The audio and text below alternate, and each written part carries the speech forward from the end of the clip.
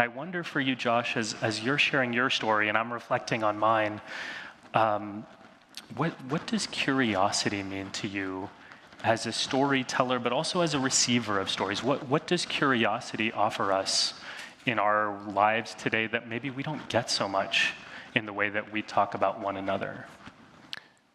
Oh, I think curiosity is so important. I think it's everything right now, because it seems like more and more we just want to hear the things we already know and believe. And with curiosity, it opens you up to going past your assumptions and maybe your biases. I know, like for me, I'll tell a story about my childhood. When I was growing up, I grew up in a house in the suburbs in upstate New York, in Schenectady.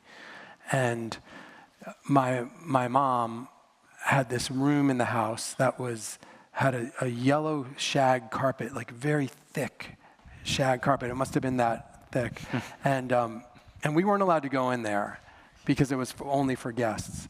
And so when a guest was coming over, my mom would go in there, and some of you know who my mom is, and she would go in there with a rake, and she would rake the carpet and get it all extra fluffy, rake out all the footsteps, and then we'd have company.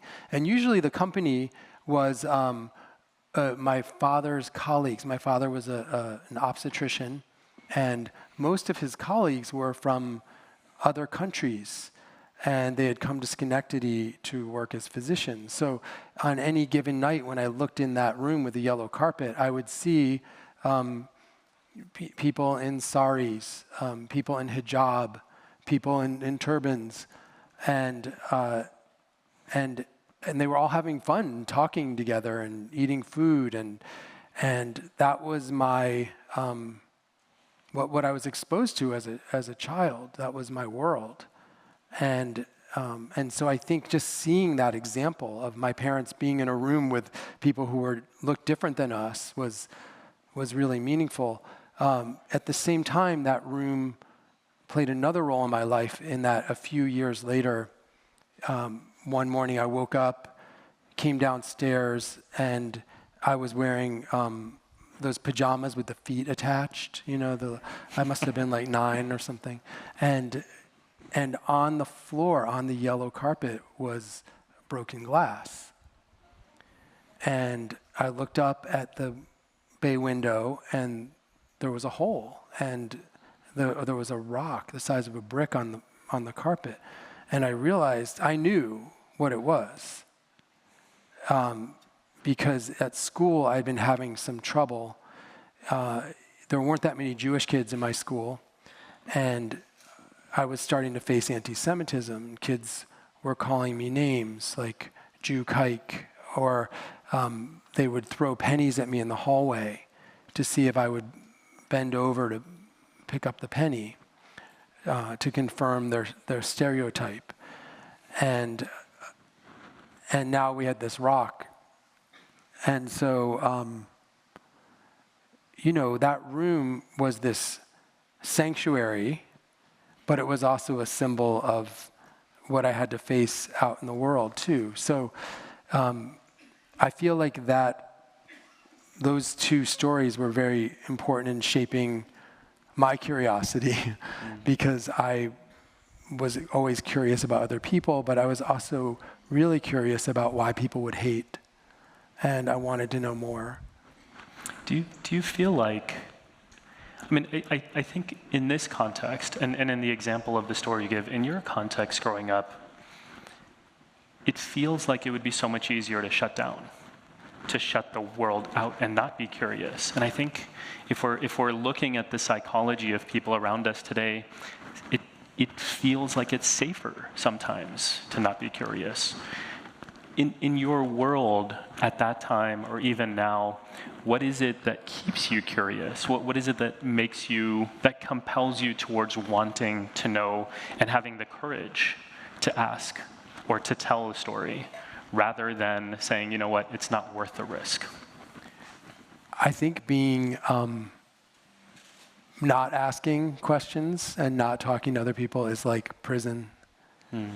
I think it's like a prison, and it's also a prison where you stew in your own, or where I stew in my own biases and frustrations. Like when I fly on a plane, which I do way too often, usually what happens is I sit down and then someone sits next to me and they're kind of in my space and their elbows in my side, or they're trying to fight for the armrest, and I just find myself like feeling bad feelings toward that person.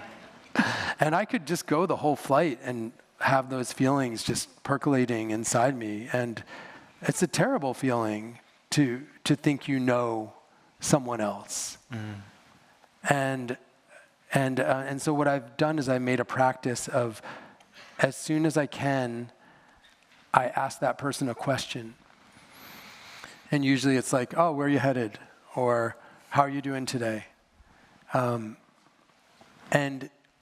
9 times out of 10, maybe 10 times out of 10, we have a conversation, and within seconds, all those feelings that I was stewing in fade away, and I start to see them as a person. And I just find that that curiosity is freeing, and that's what draws me to it. Is like, I don't want to sit with these feelings of thinking I know something that I really don't. Yeah, it reminds me. I have lots of stories from being on airplanes. I'm guessing you do too.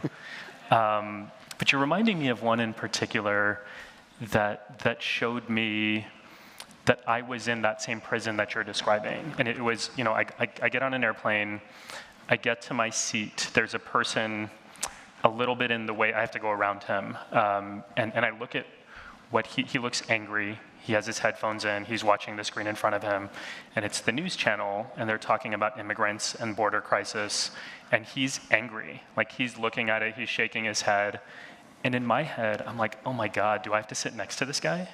Like, is he going to want to sit next to me? Like, probably not. And I'm making all sorts of quick calculations in my head in terms of what he's thinking about me and what I need to worry about sitting next to him. He's probably worried about what he needs to worry about sitting next to me. And actually, I muster up the courage to do exactly what you said. And I just said, hello, where are you going? So it's super interesting you just gave this example. And he told me where he was going. He was returning home. And I asked him where he was coming from, and he was coming from chemo treatments, cancer treatments. And I obviously softened a little bit, but here's the interesting part. I told him about some of my close family members who were going through chemo as well. And all of a sudden, like, the politics that had been a barrier, like they had been the assumptions, they didn't matter, right? We were talking about life, and we ended up talking about life, and we did not become best friends. We did not talk about politics. We didn't agree on politics, but like, my experience of that flight was so different just because of that initial question that I was able to pose that opened up a relationship, a softer, more gentle relationship. So I'm so glad you gave that example, because I found it to be a really useful practice, and one that's helped me change some of my experiences in this country, and particularly on airplanes.